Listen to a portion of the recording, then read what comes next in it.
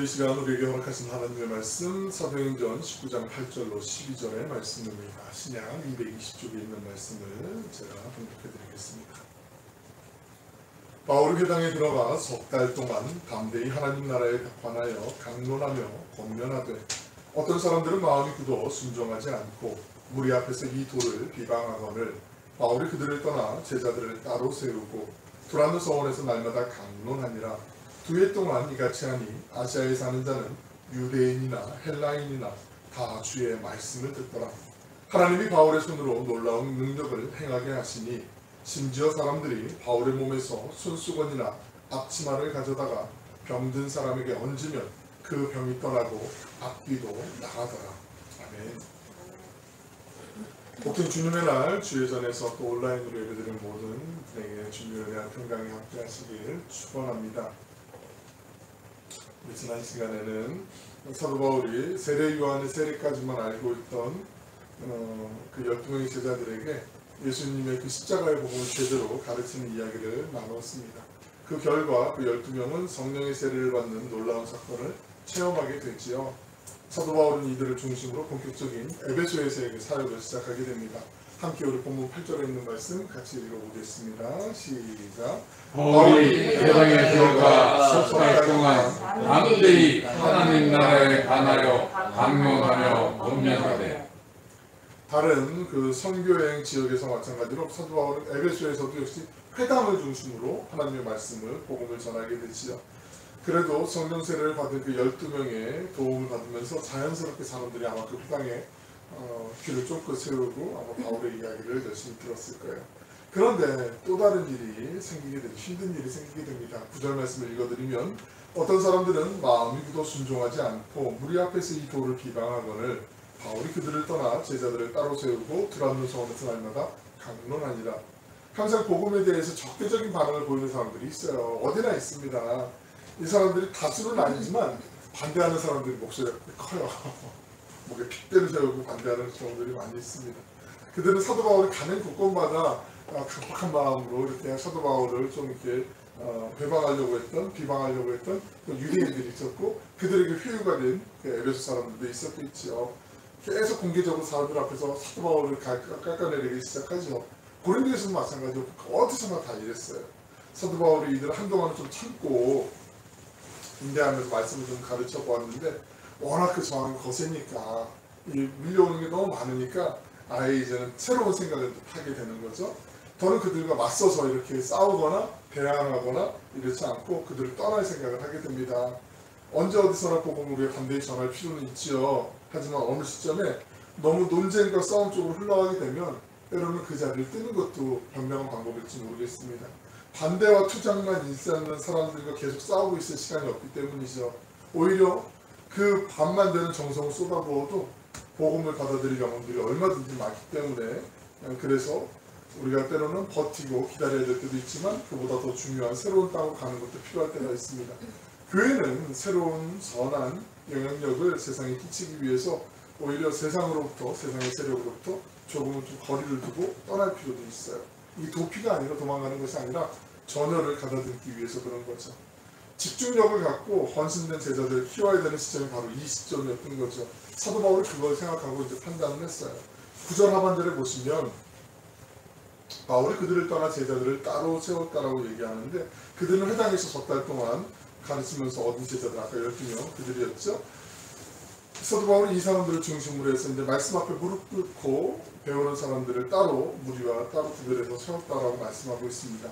구별했다라는 것은 이제 이들을 지도자로 이제 준비시키기 위해서 훈련하기 위해서 이제 새로 구별하였다라는 거죠. 하나님께서 안디옥에서 이제 사도 바울과 바나바를 선교사로 파송시킬 준비를 하실 때 그들을 따로 세웠다라고 했었거든요. 구별했다라는 말씀이에요. 이것저것 하면서 우왕좌왕하는 게 아니라 정말 그 복음 전파를 위해서 헌신된 준비된 정말 고도의 특수부대원 같은 이 복음의 전령들을 따로 세운 거죠. 사람들의 숫자가 아무리 적어도 이 사람들을 통해서 세계를 변화시킬 거예요. 이들을 훈련한 장소가 바로 두란노 서원이었습니다. 두란노 서원, 에베소에 있는 것 우리 한번 화면 한번 보실까요? 이 셀수스 도서관이 이 당시에 세계 3대 도서관 안에 들어있는 그 터만 남아있지만 대충 봐도 이렇게 좀 웅장하죠. 그 다음 장 보면 조금 클로즈업된 사진이 있는데 저 기둥 안쪽에 보면 공간들이 있어요. 방들이 있는데 책이 한 15,000권 정도 그때 당시에 지금 15,000권이 많은데 엄청나게 큰 규모죠. 이 셀수스 도서관에 예전에는 그 학교가 따로 운영되는 게 아니고 그 헬라의 그 철학자들이 유명한 스승들이 자기가 이제 서원 같은 걸 만들었어요. 우리도 왜 도산서원 이런 거 있는 것처럼. 그래서 그 속에서 제자들에게 변증법도 가르치고 철학도 가르치고 수학도 가르치고 이렇게 가르쳤는데 티란누스라고 하는 사람이 유명한 헬라의 존경받는 인물이었는데 이 스승이 이 셀수스 도서관 안에 자기의 서원을 이제 갖고 있었어요. 거기에 이제 사람들이 와서 공부 열심히 하는 게 왔겠죠. 근데 바울이 에베소에 사역할 때 이 셀수스 도서관에서 사역을 했던 그 서원을 운영했던 이 두란노가 이제 죽은 지 이제 좀 시간이 지났어요. 그래서 그 장소를 빌려서 거기서 2년 동안 이제 이 공간에서 바울이 말씀을 계속 이제 훈련을 시키는 거죠. 한 장도 넘기면 그 에베소 도시의 그림 가운데 이 오데온이라고 하는 위쪽에 보시면 이 야외 극장이잖아요. 노천 극장이잖아요.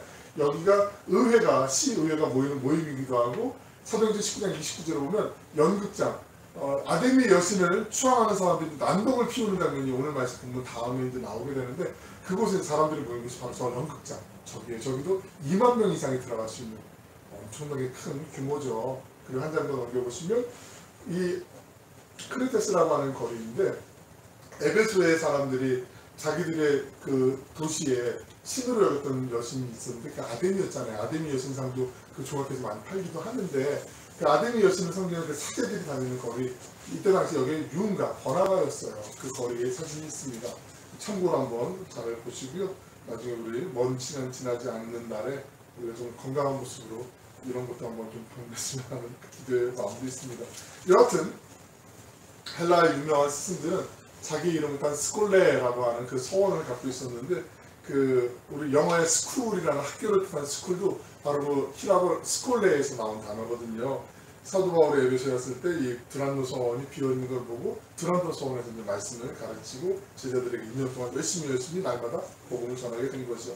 교회 사학자들은 바울이 여기서 보통 평일 오전 11시부터 오후 4시까지 가르쳤다고 그렇게 얘기하고 있어요. 이 시간이 대개 그 에베소 사람들이 이른 점심을 먹고 낮잠을 자는 시간이었어요. 우리 왜 그 대표적으로 스페인이나 아니면 이탈리아나 그리스 지중해 지역에 있는 나라들 아니면 라틴 문화권에 있는 나라들 중남미 브라질은 시에스타가 없다고 그러더라고요. 다른 곳은 주변에 있는데 아르헨티나 다른 데는 있는데 여하튼 그런데 이제 낮잠 자는 시간 시에스타라고 있잖아요. 뭐 나라마다 조금씩 시간의 차이는 있는데 이때 당시 에베소는 꽤 긴 시간 동안 낮잠을 자게 됐는데 그 시간을 활용해서 거기서 복음을 전했던 거죠. 그러니까 바울이 그 텐트 메이커, 장막을 만드는 일, 장막을 수리하는 일이 자기 직업이었잖아요. 일할 때 열심히 일하고 남들 쉴 때 그때 복음을 열심히 전한 거예요. 그 12명의 그 제자들도 대단했고 바울도 정말 대단한 헌신이죠. 어찌 보면 진짜 제자 훈련의 아름다운 모범, 정말 그 교과서와 같은 모습을 우리에게 보여주고 있죠. 운동 경기를 하는 팀들 요즘 뭐 프로야구 시즌이 거의 막바지에 가고 있는데 계속 이제 상위권에 올라가고 싶은데 못하는 팀이 그러면은 못하는 걸 전력을 잘 분석을 해서 새로운 선수를 보강을 하고 훈련을 하고 열심히 준비를 해야 성적이 좋아지잖아요. 그런 거 아무것도 없이 성적이 좋아지기만 기대하면 안 되는 것처럼 우리의 신앙생활도 같은 이치 아니겠습니까? 오늘날 어쩌면 많은 성도들이 승리하는 삶을 살고 싶어 하면서도 이게 거기에 따라가는 우리의 신앙의 어떤 노력이나 헌신이 좀 결여되지는 않았는가, 우리가 한번 이 모습을 보면서 우리 스스로 좀 반추할 필요가 있어요. 세상이 강하게 몰아치면 성도들이나 교회가 맥을 놓치는 경우들이 좀 많거든요. 세상이 강한 게 아니에요. 센 게 아니에요. 세상은 그대로인데 어쩌면 우리가 너무 나약한 거 아닌가. 우리가 성령의 권능을 체험하고 하나님의 말씀에 사로잡히는 그 훈련이 정말 필요하죠. 우리가 신앙적으로 강해지려면 시간도 필요해요. 우리의 마음도 필요해요. 머리끝부터 발끝까지 하나님의 말씀 복음으로 채워져야 되죠. 본문의 12명이 그렇게 훈련을 받고 성령의 세례를 체험하게 된 거죠. 은사가 넘쳤고 영적으로 뜨겁게 준비되었지만 사도 바울이 이들을 곧바로 사역의 현장에 투입하진 않았어요. 은혜 받았네? 너 빨리 가서 사역해. 이러지 않았다는 얘기예요. 이들을 바로 전쟁에 투입하지 않고 석 달 동안 성경 공부시키고 또 이들을 중심으로 모인 사람들과 함께 두란노 서원에서 2년 동안 말씀 공부를 시키게 돼요. 그래서 소아시아 전체 복음 선교의 구심점이 되는 에베소 교회의 기반이 이제 다져지게 되는 거죠. 사도 바울이 그 제자 훈련을 시킨 이 두란노 소원은 에베소 교회 건물이 아니었어요. 자, 아까 말씀드린 것처럼 그 셀수스 도서관 안에 남의 건물을 빌려서 이제 사용하는 곳이었는데 하나님이 이곳을 아시아 선교의 거점으로 전초 기지로 삼으셨어요. 이 말씀 묵상하고 준비하면서 얼마나 위로가 되는지, 우리 교회를 위로하시기 위해서 주신 말씀 아닌가. 우리 거 아니어도 상관없어요. 여기서 분명히 복음이 열방으로 온들이로 뻗어나가게 하나님이 쓰실 수 있는 줄로 믿습니다. 우리가 성령의 불이 임해서 기적을 체험하는 것 생각만 해도 참 좋죠. 감사한 일이죠. 하지만 그 성령의 강력한 체험은 말씀 은연이 뒷받침되지 않으면 안 돼요. 성령의 뜨거운 은혜는 언제나 또 금방 식을 수도 있거든요. 근데 말씀의 토대 위에 세워진 그 성령의 체험은 꾸준할 수가 있어요. 하나님의 일을 감당할 때 모든 게 그렇지만 특히 하나님의 일을 감당할 때 그게 중요하거든요. 말씀의 기초, 그 토대가 든든하게 세워진 위에 하나님이 주시는 그 능력도 은사도 같이 활용하면 이게 아름다운 상승 효과를 나타낼 수 있는데, 그렇지 않고 내 감정적으로 막 흥분돼가지고 막 은혜 좋죠. 받은 거 좋은데 그 은혜를 무시하고자 하는 게 아니라 평화하려고 하는 게 아니라 그것만 있으면 언젠가 식을 때 또 이게 너무나 극과극으로 변할 수가 있기 때문에 그렇다는 거죠. 말씀 위에 그 은혜를 활용할 때 교회와 가정이 덕을 세울 수가 있고요. 건강한 교회로 성장할 수 있는 줄로 믿습니다. 사도 바울이 그 구별된 제자를 양성하는 과정 다시 한번 정리해드리면, 교회는 다녔지만 불완전한 믿음을 가졌던 몇몇 에베소 사람들이 세례 요한의 세례까지만 알고 있던 사람들에게 복음을 전하고, 이들이 복음을 듣고 회개하고 하나님 안에서 성령의 세례를 받고 나니까 이제 구별된 모습으로 하나님의 말씀을 붙잡고 하나님의 말씀을 증거하기 위한 복음의 전령들로 키워지는 그 과정을 겪게 되는 거죠. 그래서 진짜 이 사도행전적인 교회는 하나님의 말씀과 성령에 착실하게 다져진 그 기반 위에서 세워지는 거죠. 바울이 3차 선교여행 기간 중에 2년 3개월을 바로 이 에베소에서 사역을 했는데 2년 동안 이 두란노 서원에서 사역에 전념했어요. 제자훈련에 전심을 다했어요. 이게 시간 낭비한 것이 아니라는 것을 본문 10절에서 말씀해주고 있습니다. 우리 10절에 있는 말씀 같이 한번 읽어보실까요? 시작. 두 해 동안 이가 시작하니 아시아에 사는 장 유대인이나 헬라인이나 다 주의 말씀을 듣더라. 사도 바울이 두란노 서원에서 제자훈련하는 그 2년의 기간에 에베소에만 복음이 전파된 것이 아니라 그 주변에 있는 소아시아 전체, 오늘 터키죠? 그 지역 전체로 복음이 번져나가게 돼요. 그래서 골로새 교회, 라오디게아 교회, 서문학 교회, 버가모 교회, 두아디라 교회, 사백 교회, 빌라델피아 교회 같은 이 많은 교회들이 여기에서부터 생겨나게 되는 거죠. 당시 에베소가 소아시아 지역 그 교통과 상업의 허브 중심 도시였잖아요. 그래서 항상 수많은 사람들이 왕래했던 그 도시였거든요. 그런데 그 사람들 가운데 어떤 사람들, 예를 들어서 우리나라도 요즘 그 서울의 뭐 유명한 대학들은 캠퍼스 투어 프로그램들이 있더라고요. 그래서 학생들이 변하고 오라고 이제 설명해 주는 분들도 있고, 뭐 미국의 아이비리그 투어 프로그램처럼 이렇게 세스 도서관이 그때 당시에 세계에서 손가락 3개 안에 들어있는 3대 도서관이라고 말씀드렸잖아요. 그러니까 에베소가 유명한 도시고 하니까 와서 관광하러 왔다가 구경하러 왔다가 일하러 왔다가 당연히 사람들이 보러 갔겠죠. 그때 또 바울이 또 두란노 서원에서 강론하는 걸 듣고 신선한데, 그러다 관심이 있는데 진짜 복음이구나. 그때 복음을 듣고 영접한 사람들 분명히 있었을 거란 말이죠. 그 사람들이 거기서 바울의 강론 2년 동안 그 기간 동안에 말씀을 또 열심히 듣죠. 직장생활 열심히 하고 또 말씀 듣고 배우고 훈련받아서 나중에 또 자기 고향으로 돌아갔을 때 그곳에서 또 교회를 세우고 복음을 전하는 선교사로 같이 이렇게 역할을 한 거죠. 그러니까 어찌 보면 에베소라는 그 도시는 볼링에 한번 말씀드렸지만 그 5번 핀이 킹핀이라고 그러는데 5번 핀이 잘 맞으면 주변에 있는 그 핀들이 도미노처럼 쫙 쓰러지는 것처럼 에베소가 바로 그런 곳이었어요. 사람들이 많이 그곳으로 모이는 바로 아주 중요한 도시였다라는 거죠. 그래서 바울이 에베소에서 이 긴 시간 동안 2년 3개월 동안 머물러 있었는지 모르겠습니다. 그리고 말씀과 성령의 사람들을 집중적으로 양육을 시켰던 거죠. 각지에서 모여든 말씀드린 것처럼 그 사람들이 두란노 서원 왔다가 바울의 말씀을 듣고 그 복음 전하는 것을 듣고 예수님을 향한 믿음을 갖게 되고 그들이 하나님의 나라를 위해서 꿈꾸면서 자기 고향으로 돌아간 아름다운 사건. 생각해보면 사도 바울이 3차 선교여행 가운데 이 전략적인 도시 하나를 딱 정해서 이곳에서 오랫동안 제자훈련을 시키며 사람들이 자연스럽게 소아시아 전역으로 이렇게 파송하게 했다는 거 당시로서는 상당히 놀라운 사건이었어요. 이건 마치 그 오순절 우리 사도행전 2장에서도 함께 나눴지만 마가의 다락방의 그 성령 강림 사건하고도 견줄 만한 그 아주 유사한 사건이에요. 하나님께 그 명절 제사를 지키기 위해서 그 유대에서 태어났지만 이민을 갔던 사람이거나 아니면 이방 땅에서 태어났던 사람들, 이스라엘 주변에 있는 나라에서 사람들이 유대인들이 이제 모여서 오순절 절기를 지키기 위해서 이제 예루살렘으로 오잖아요. 그때 마가의 다락방에서 성령 강림의 사건이 나타나게 됐죠. 그때 성령의 세례를 받고 말씀을 듣고 회심한 그 많은 이민자들과 그 외국에서 태어났던 그 디아스포라 유대인들이 이제 절기를 맞춰 다 집으로 이제 자기 나라로 돌아가게 되잖아요.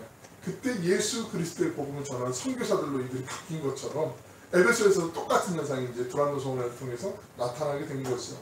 그러니까 1차 선교 여행이나 2차 선교 여행과는 달리 사도 바울이 지금 에베소 한 곳에서만 말씀을 가르쳤는데 자기가 이렇게 곳곳에 방방곡 찾아다니면서 복음을 전하는 것보다 더 큰 파급 효과가 나타나는 것이죠. 이렇게 우리가 선교지의 언어와 문화를 습득하고 가서 선교할 수도 있지만 때로는 선교지가 우리 곁으로 다가오는 경우들도 있어요. 얼마 전에 우리 그 결혼 이민자 다문화 가족들 초청해서 우리 미용봉사하는 게 몇 주 전에 있었잖아요. 제가 이때 이 마음, 이 본문하고 연결해서 그렇구나 훨씬 더 절감하게 됐어요. 오신 분들이 중국, 베트남, 태국 또 그 중앙아시아 쪽에서 오신 분들이었는데 이분들 결혼하러 오신 분들도 있지만 또 가족들도 계시고 또 우리 주변에 또 여기 주변 대학에 또 공부하러 온 유학생들도 있고 무코항에만 가봐도 동남아에서 이제 업으로 이제 취업해서 온 우리 청년인지 결혼인지 모르겠지만 하여튼 젊은 친구들이 꽤 형제들이 많이 보이더라고요. 저녁에 이렇게 편의점 앞에 가면 또 삼삼오오 모여있기도 하고 종종 이제 보게 되는데 우리가 기회에 닿는 대로 이분들에게 친절을 베풀고 또 주변 사람을 또 잘 대접하고 섬기고 이분들의 복음을 영접할 수 있도록 이렇게 안내해 주면 이분들이 나중에 자기네 나라 돌아갔을 때 예수 믿는 사람으로 그곳에 들어가서 예수님 전할 수 있으면 이거 정말 얼마나 큰 은혜인가 이런 마음이 막 도전이 많이 되더라고요. 우리가 또 기도하고 있는 북한 선교를 위해서도 우리가 가서 선교하는 것도 중요하지만 언젠가 통일이 되었을 때 이미 남한에 와 있는 북한 이탈 주민들이 계시잖아요.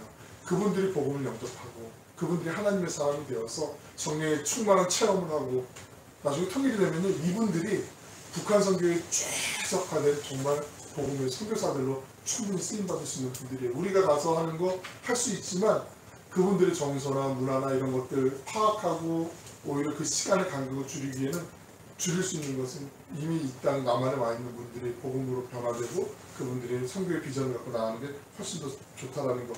그래서 어쩌면 선교지가 우리에게 다가오는 예를 바울이 이 에베소 지역을 통해서 우리에게 미리 알려주고 있는 것 같다는 그런 생각을 해보게 됩니다. 많은 사람들이 자기의 삶에 변화가 있기를 원하고 꿈꾸고 그렇게 살아가고 저 역시 마찬가지고 그렇게 살아가고 있습니다. 하지만 이상하게 귀찮아서 그런지 게을러서 그런지 지금 삶의 방식을 별로 바꾸길 원하지 않아요. 그래서 좋은 내일을 좋은 미래를 희망하기도 하죠. 예를 들면 그런 거죠. 건강 참 중요하고 좋은 거 알면서도 지금 먹지 말라고 하는 걸 계속 먹고 운동은 또 안 하고 그러면서 건강해지기 원하는 약간 좀 놀부심 것 같은 그런 마음들이 사람들에게 누구에게나 있는 것 같아요. 그런데 신앙도 그런 게 아닌가 생각을 해요. 시간이 지나면 나아지겠지 이런 말처럼 무책임한 말이 없어요. 시간이 지나도 나아지지 않는 경우도 많아요. 남자분들 축구 좋아하는 분들 많이 계시는데 우리 도정어들 조기축구에도 하시고 하시는데 축구를 오래 하면 나아지겠지 생각하는데 축구를 30년 40년 해도 손흥민보다 잘할 수 있을까요? 타고난 재능도 있고 그 사람들도 열심히 했던 그 훈련 방법들이나 이런 것들이 있잖아요. 비슷하게 따라가려면 우리가 지금 하고 있는 걸 좀 바꾸는 게 중요한 것처럼 우리 삶도 그런데 신앙도 마찬가지라는 거죠.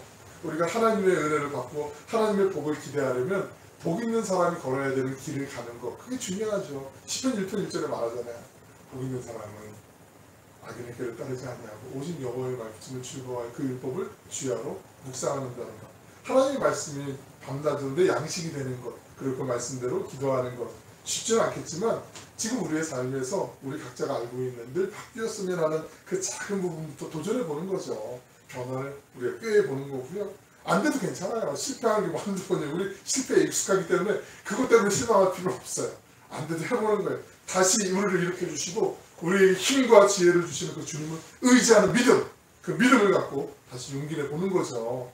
우리가 기왕에 예수님 믿고 살아가는데 신앙적으로 건강해져야 되지 않겠습니까? 많이 강해져야 되죠. 그래서 우리가 기도할 때 우리 기도를 통해서 연약해진 사람들이 힘과 위로를 얻게 되고, 우리가 기도할 때 아픈 사람들 병이 낫게 되고, 우리가 기도할 때 도무지 불가능해 보이는 가정의 문제, 어려운 문제, 사업의 문제, 장래의 문제가 해결되는 그 주님의 권능이 임하는 그 역동적인 승리의 삶을 살아가는 것, 이게 더 이상 남의 일이 아니라, 남의 이야기가 아니라 우리 한 분 한 분의 고백이 되시길 주님의 이름으로 축원합니다. 축원합니다. 아멘. 우리 함께 본문 11절 말씀 읽겠습니다. 하나님이 바울의 손으로 놀라운 능력을 행하게 하시니, 여기서 놀라운 능력이라는 게 정말 초자연적인 능력을 말씀하고 있어요. 하나님께서 사도 바울에게 모든 도시에서 이런 능력을 주신 건 아니지만, 에베소는 특별히 하나님께서 선교적 전략 도시로 사용할 곳이었기 때문에 이런 기적을 통해서 하나님을 살아계신 선포한 거예요. 에베소의 그 도시의 사람들이 숭상했던 아덴이라는 여신이 있었잖아요. 워낙에 이 지역 사람들도 신앙심이, 그런 그릇된 신앙심이 높았기 때문에 뭔가 이 사람들의 마음을 솔깃하게, 또 이 사람들이 정말 우리 신보다 정말 세신 분이 계시는구나 인정하게 압도하는 하나님의 기적 같은 은혜를 바울에게 허락해 주시는 거죠. 에베소는 소아시아 전체의 수도였어요. 아까 화면에서 보셨던 것처럼 그 원형 경기장처럼 그런 시의회도 있었고 원로원도 있었고 최대 무역의 중심지였습니다. 각종 우상 숭배가 있었고 미신이 가득하기도 했었어요.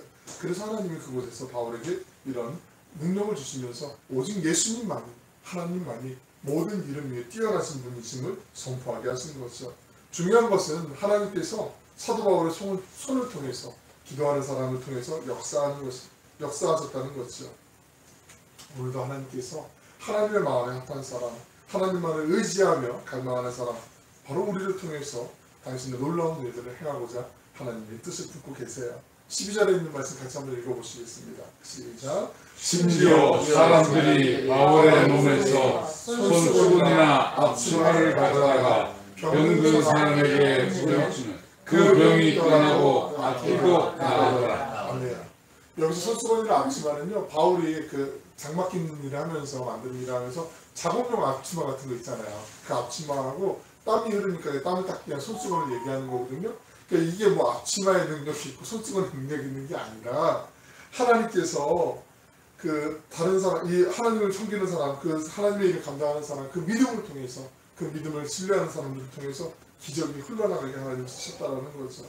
사도 바울과 제자들이 2년 동안 헌신해서 말씀으로 훈련받은 이 사역을 통해서 소아시아 곳곳에 복음이 전파되는 가운데 이런 기적들이 일어났다는 것을 우리에게 전해주는 메시지가 있습니다. 2년 동안 하나님 앞에 헌신해서 말씀으로 훈련받고 구별된 삶을 살아갔더니 자기도 모르는 사이에 성령의 능력이 몸으로 나타나기 시작한 거죠. 정말 예수님께서 말씀하신 그대로예요. 요한복음 15장 7절에 있는 말씀, 너희가 내 안에 거하고 내 말이 너희 안에 거하면 무엇이든지 원하는 대로 구하라. 그리하면 이루리라. 우리가 주님 안에, 주님이 우리 안에 있을 때, 그러니까 우리는 주님 안에 있지는 않고 원하는 대로 이루어지기만 원할 때가 있는데, 주님 안에 먼저, 주님이 우리 안에 먼저, 그럼 이루어 주시라.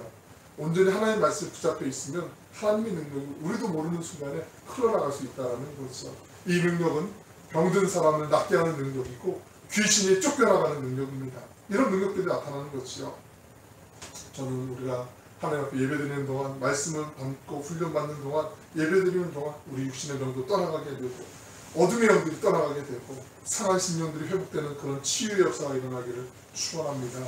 오늘 우리가 함께 예배드리는 모든 심령마다, 가정마다 하늘의 문이 열리고 주님의 능력과 은혜가 각 가정 가운데 임하셔서 병든 분들 그 몸에 병이 낫고 가정을 어둡게 하고 있었던 그 모든 미움과 절망과 두려움과 슬픔과 근심의 영들이 우리 구주 예수 그리스도의 이름으로 다 쫓겨나가는 그 역사가 나타나셔서 하나님께 벅찬 감사와 영광을 돌리게 되시기를 주님의 이름으로 간절히 축원합니다. 아멘. 기도하겠습니다.